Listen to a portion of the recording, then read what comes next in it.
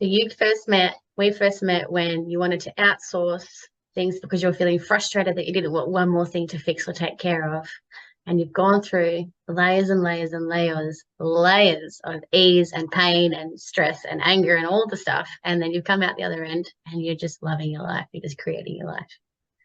Yes. And I just love too that when I hit a roadblock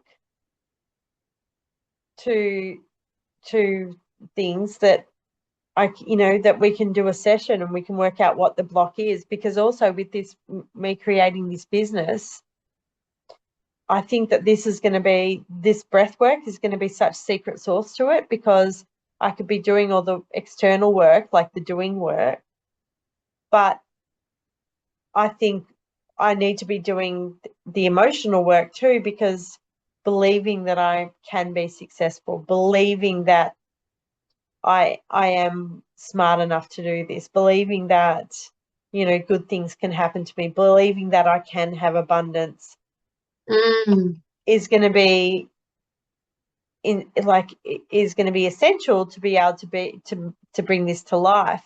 And we've been yeah. working for all those, because I didn't have any of those beliefs, so I probably would have just been, how could it be successful if I still had those beliefs? Mm.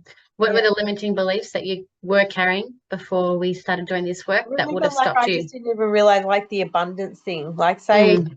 say when my business gets really big and I have, like, have all this wealth, and um I was really worried that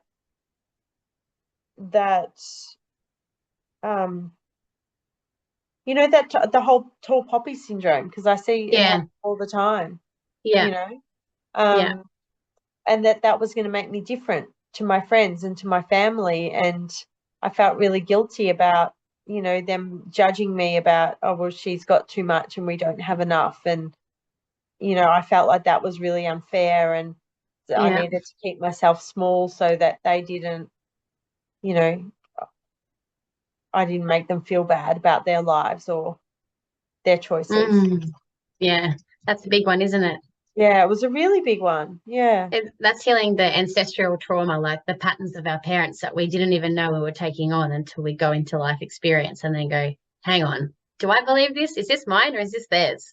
I can work with this. I don't have to carry on Yeah. the same pattern. Yeah. And I think this, like, watching this happen is really triggering for other people too, because, when you see someone doing stuff that you want to be doing and it brings up jealousy in you, you you try and take them down.